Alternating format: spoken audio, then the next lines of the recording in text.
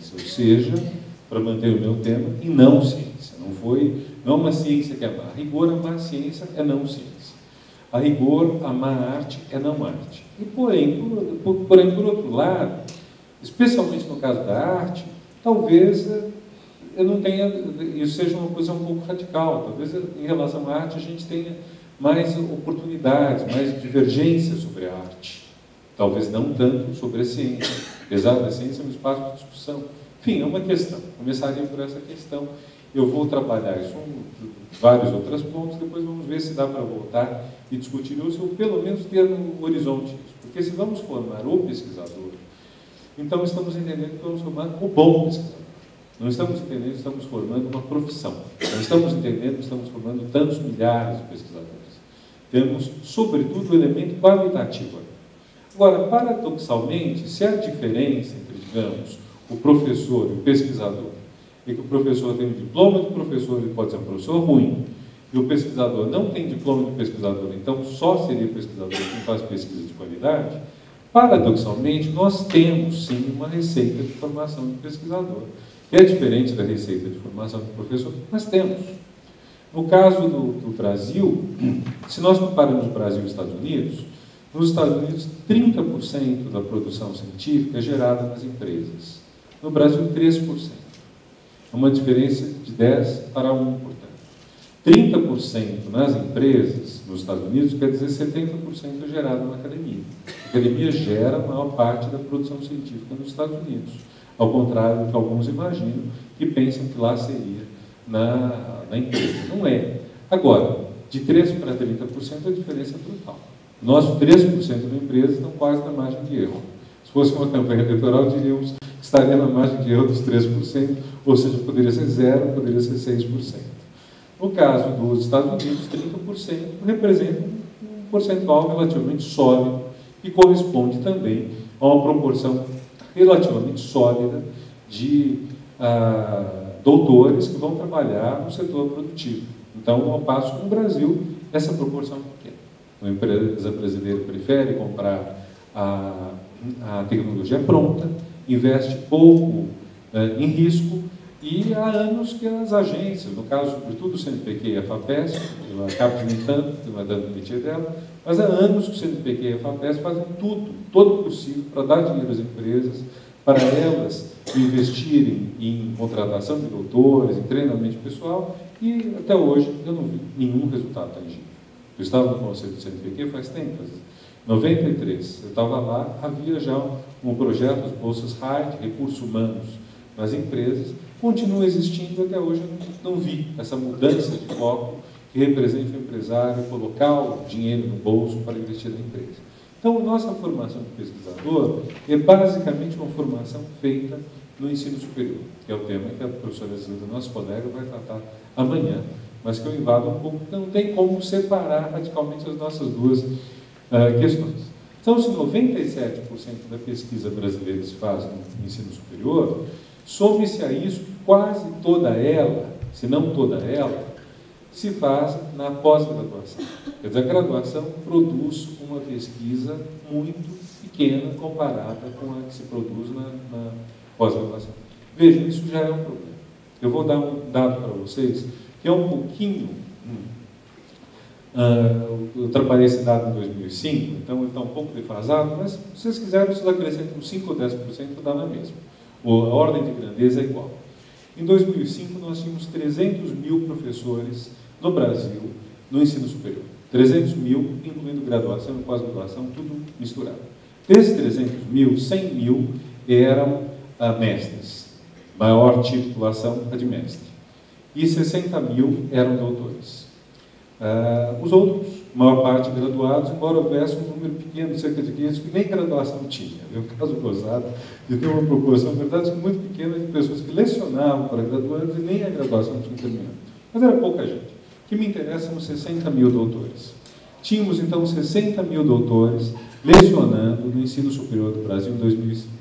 Ao mesmo tempo, tínhamos 35 mil doutores lecionando na pós-graduação. Praticamente todo mundo que leciona na pós-graduação é doutor. Raríssimas exceções, caso alguns mestrados profissionais. Ou seja, tínhamos uma diferença de 35 mil para 60 mil, 25 mil doutores que não lecionavam na pós-graduação. Vejam o problema que aí está. Um doutor que não está no programa de pós-graduação tem um fortíssimo risco de não estar pesquisando, de não estar no grupo de pesquisa. Então, o Brasil tinha quase metade dos seus doutores, professores universitários, que não tinham, praticamente nenhum deles, ou quase nenhum deles, condições estruturais para fazerem uma pesquisa. Então, nós tínhamos, por quê? Porque eles não têm grupo de pesquisa, porque se lecionam só na graduação, provavelmente têm muito menos acesso a recursos, muito menos diálogo, muito menos tudo. 25 mil doutores lecionando só na graduação é um desperdício, um grande desperdício. A rigor, se é para lecionar na graduação, sei que o assunto é controverso, mas você não precisa ser doutor. Doutor é alguém que foi formado para ser pesquisador. Estamos indo, então, para a nossa receita de pesquisador. Mas, quer dizer, se metade, quase, 40%, 40 e poucos por cento, não formavam, não estavam aí, isso era muito problemático. Eu tentei, no meu final de período como diretor de avaliação da CAPES, enfocar essa questão.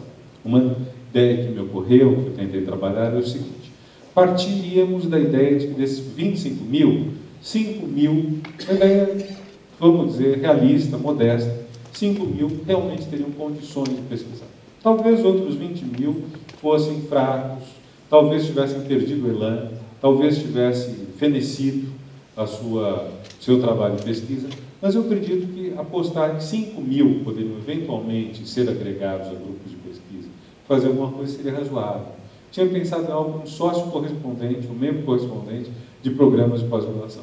Favorecer isso, sobretudo com os recursos que temos hoje pela internet, permitindo que as pessoas tivessem algumas reuniões presenciais por ano e muitas virtuais, com pessoas vinculadas a ela. Porque, é claro, se nós tivermos um grupo de 10 doutores numa universidade afastada, mas 2 para de filosofia, 2 de história, 2 de geografia, 2 de sociologia, 2 de letras, a não ser que a gente consiga fazer um programa interdisciplinar muito bem focado, que os 10 tenham exatamente o mesmo foco, um foco convergente, nós não vamos nunca conseguir ter um programa de pós-graduação. Mas pessoas não vamos. Então, pessoas de qualidade podem oferecer. Exemplo que eu vivi concreto, a Universidade Federal da Grande Dourados, criada, emancipando-se, um conflito extraordinário, na Universidade Federal de Mato Grosso do Sul. A Grande Dourados, quando foi criada, teve recursos do MEC para ter 170 doutores. E eles tinham 5 programas de pós-graduação, o reitor veio falar comigo. Eu levei um susto, falei: vocês estão perdidos. Vocês têm praticamente 100 doutores fora, uma centena de doutores fora da pós-graduação. Ou eles vão casar com filha de fazendeiro ou filho de fazendeiro, ou vão montar um negócio, ou vão sair de Dourados para prestar um concurso em outro lugar. Mas daqui a 4 ou 5 anos, praticamente nenhum deles, com vocação de pesquisador, vai estar ainda disposto a pesquisar. Então, tentamos até ver se criávamos programas com mais urgência, com toda a qualidade necessária, mas fazendo visita, etc. Tentamos, mas é muito difícil. Quer dizer, vejam como uma iniciativa extremamente importante do MEC, que foi a ampliação de vagas, etc., como, na hora que chega a questão do doutor, traz um problema sério. O doutor não é alguém trivialmente preparado, é alguém que foi preparado para ser pesquisador. Pode ser que não seja, pode ser que seja um mau pesquisador, um não pesquisador, pode ser. Não vamos apostar que todos os doutores são bons, de forma alguma. Mas o problema é que, se nós temos uma proporção grande de doutores fora da pós-graduação, esses doutores provavelmente vão ter dificuldade em continuar pesquisando. Então, o nosso sistema de formação de pesquisador basicamente se dá pela pós-graduação. Pós-graduação, por sua vez, tem um sistema de controle que é muito positivo, que é o sistema de avaliação. Agora, a avaliação funciona na pós por algumas razões muito específicas e que fazem que ela não seja possível na graduação. Realmente não é uma questão de vontade. O ministro atual, os anteriores, tentaram o que fizeram para fazer a avaliação na graduação. Muito, muito difícil. Números, de novo: 5 milhões de alunos no ensino superior brasileiro, vamos ter isso hoje, 150 mil sendo na pós-graduação, 13% na pós-graduação.